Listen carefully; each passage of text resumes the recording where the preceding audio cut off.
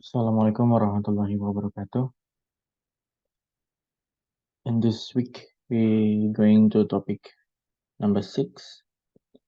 And it will be the first topic for plant pathogen monitoring or plant pathogen tank sampling. In order to conduct monitoring to plant disease in the field, before we conduct the monitoring, we have several questions. Like for the example, when we can start the monitoring? Can we start now? Or it can be start next month, or it have to be start when the plant going to generative stage. And also we have a question when it will be stopped. It will be stopped when the plant is harvested, or it can be stopped when the plant going to the generative stage. How many sample that we have to take from 100 plant in the field? Do we need to take 10% of it or all of it? What is the sample you need? Is that the plant or only the leaf or only the fruit? And is it will be conduct every day, the monitoring, or it's enough to be conduct only in Sunday and Friday, or weekly or monthly? All of the question will be answered after we understand the plant pathogen biology, ecology, and also the pathogenicity. There is several biology of plant pathogen that will be discussed today. The first one is quality of inoculum. What is inoculum? Inoculum is part of the pathogen, the infectious. For the example, in the fungi, the spore is a part of the fungi body, the infectious or can infect the plant. So spore is example of inoculum, or the hypha, or the bacterial mass, or the virus particle. That is the inoculum. Yeah. So what is the effect of inoculum quality to disease development?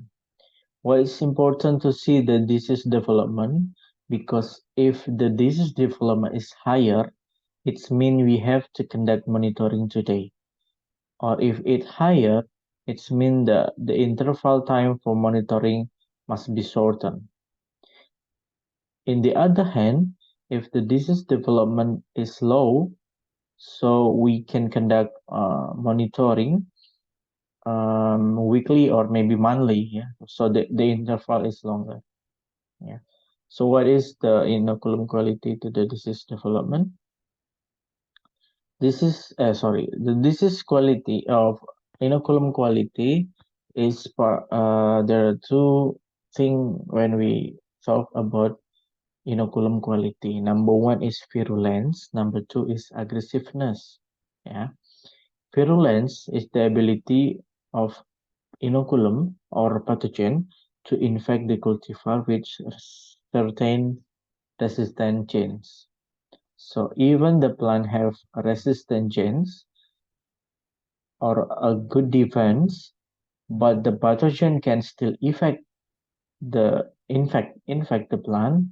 So it means that the pathogen have high virulency. That is virulency. But if the pathogen cannot attack the plant because the plant have several resistant genes, because the plant have a defense system, it means the virulence of the pathogen is low. Number two is aggressiveness. Aggressiveness is the figure of the pathogen that is not connect with the resistant genes, or it's not about how it's attack the plant with resistant genes. So the figure with which is it's infect cultivar with the resistant genes, it's called aggressiveness. Number two is pathogenicity. Pathogenicity is the ability of pathogen to cause uh, infection. So before this slide, I'll show you how pathogen infect the plant. Number one is inoculation.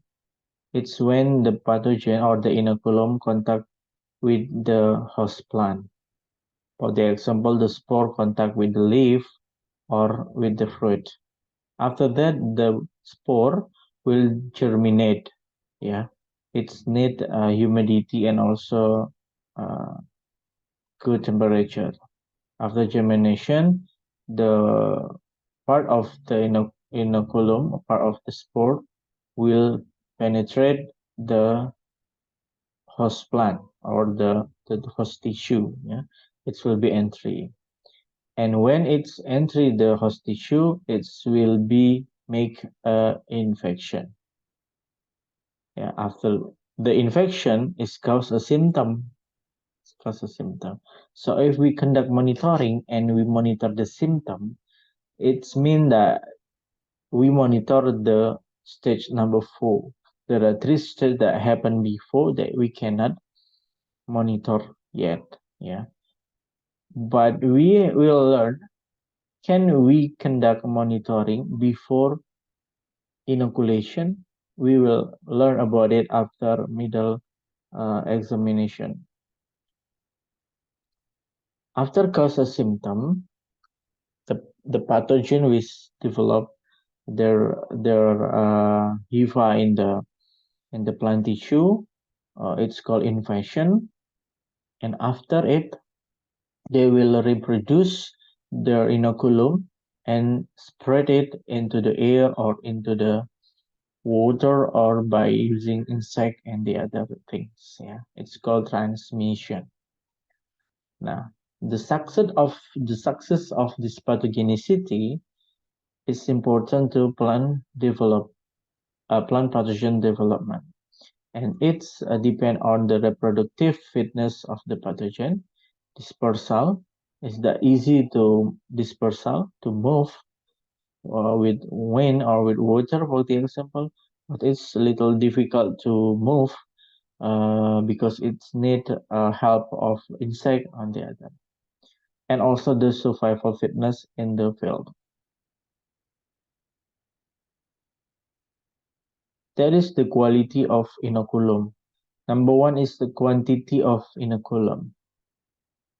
This picture show us how is connected between between number of inoculum to the plant disease development. The lower line with a circle white dot is a development of plant pathogen or stem infection. If there is no pathogen detected in the field, so the plant disease development is also low and lowest than others. But if there are more propagules of inoculum in the field, yeah, 1 until 5, yeah, or 6 until 10, or more than 10 propagules, like in the blue line, yeah, in the blue line with black circle dot, the development of plant diseases also will be higher. Yeah, so it's mean the number of inoculum is affect the plant disease development. If we find in the field there is a lot of plant inoculum, by maybe we see a lot of infected plant there, so it's mean will be a lot of inoculum in the field, so the disease development will be also higher. So we have to consider to conduct monitoring immediately or make a short interval of monitoring. Next is about type of reproduction. There is two kind of reproduction of plant disease. Number one is polycyclic. Number two is monocyclic. Yeah. Let's see what is different of from monocyclic and also polycyclic. In the plant pathogen that developed by monocyclic, the dispersal is only can conduct once, one time for every plant leaf, because after that the plant will be died. But in the polycyclic, the dispersal can happen more than one times. Yeah. So if today uh, leaf in the leaf produce a spore, then it will be spread by wind. Next week it will be also it can be happen again, and from the different leaf will produce the other spore and also dispersal again by wind or by water. Yeah. The second difference between monocyclic and polycyclic is how long it can move the inoculum. Yeah. On monocyclic, it's only can move from one trees to the trees next to it. Yeah, it cannot move to uh, the other trees that is not near to the infected plant. Yeah, because the pathogen in monocyclic sometimes can move by touch of the leaf when the infected leaf touch to the next leaf to the other leaf from healthy plant, or when the root touch the healthy roots in the next trees. So it's the reason why the the spreading is very slow, because it's have to move to the next trees first before it move to the other trees. Yeah. But in the polycyclic, the inoculum can spread by wind or by water or by insect. So it can spread faster or fast, yeah. It can spread fast to the other trees in the field, even the trees that the position is far from the infected trees.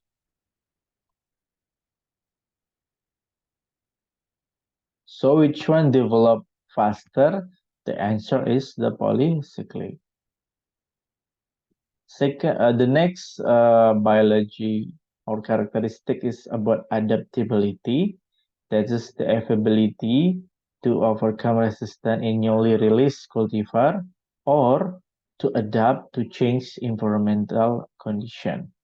So sometimes in our agriculture practice, we conduct uh, some practice to protect our plant from plant pathogen. If the pathogen can survive with that practice, it means that the pathogen have high adaptability. Yeah.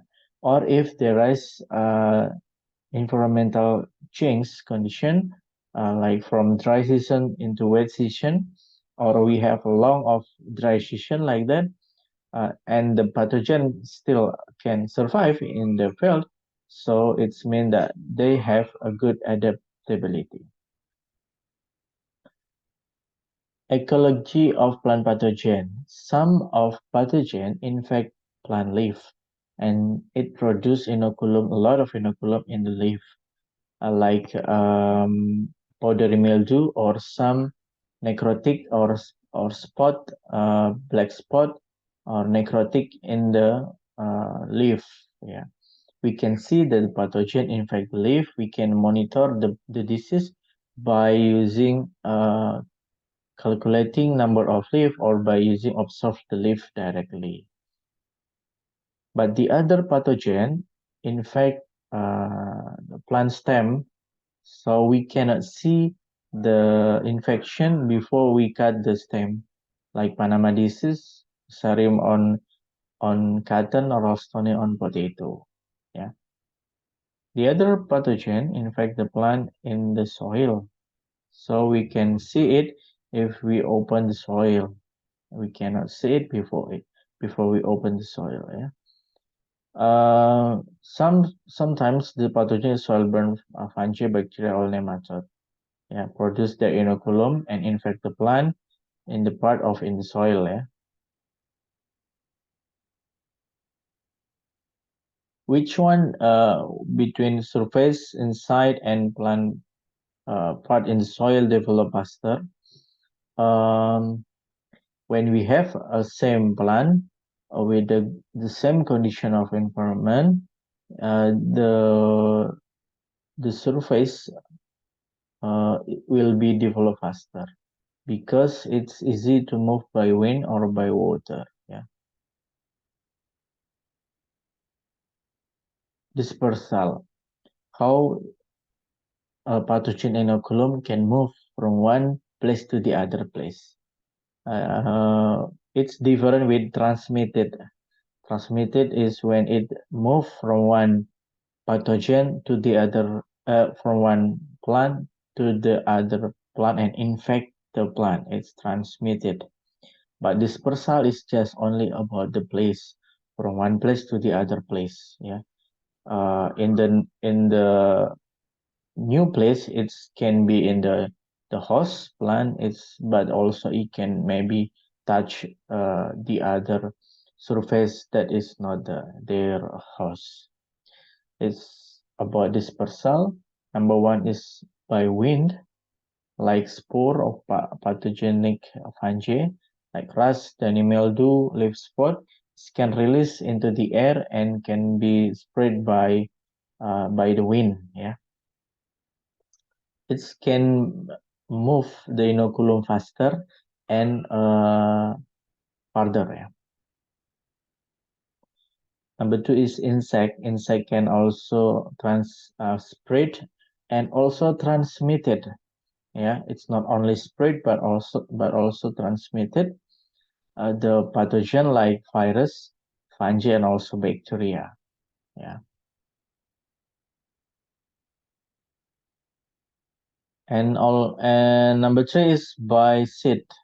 Yeah, some of pathogen can move into the seed tissue, and when we use the seed for the propagation, we spread the pathogen into our field. Yeah. Not only seed but also vegetative. When we use vegetative propagation, if we work with systemic plant pathogen, uh, if one part of the plant used for vegetative propagation, the new plant will be also infected, or will be also, or not also, it's already sick actually, because the mother plant is infected by a systemic plant. Yeah, but it's not happen when we work with localized symptomic disease. Yeah, because the disease is only localized in the some part of the mother plant. So when we use the other healthy part of the mother plant, this will be okay. But when we doing with systemic uh, disease, yeah, all of the mother plant part is infected by the pathogen. So if we use the mother plant, the new plant is already infected with the pathogen. Soil pathogen present in and spreading through the soil because the physical restriction imposed by the soil are generally unable to cause sudden or widespread epidemic, but often cause local slow spreading. So soil pathogen is difficult to control, but it's spread slowly because it spread just in the soil, and actually in the soil there is some restriction, like the physic or chemic of the soil, and also the native microbiology and organism that exists in the soil. So it's will be make it slow, and it's some of them is monocyclic disease. So like we discussed before, the monocyclic disease develop slowly. This is the most common type of plant disease development. Yeah, there are three types, but for all of these type have a similarity in the last stage. The development of the plant is flat. Yeah, it's because the number of plant is almost zero, so there is no new infection because almost all of the plant is infected by the pathogen. Next is growth stage. So some of pathogen infect the plant only in specific growth stage, like downy mildew in the corn by Peronospora species. This only can infect the corn when it's still vegetative stage. After it's come into generative stage, it cannot infect the plant anymore. Moisture also increase the sporulation of fungi and multiplication of bacteria, but in soil-borne pathogen, it's become severe in dry moisture. Moisture also can increase the activity of some factor. The factor is insect that can transmit the plant pathogen. The largest temperature effects spore germination, host penetration, pathogen growth and reproduction, infection of the host, and also sporulation. So all of it is the biology of pathogen, ecology, and also pathogenicity that have to be understood before we conduct monitoring. Thank you. Assalamualaikum warahmatullahi wabarakatuh.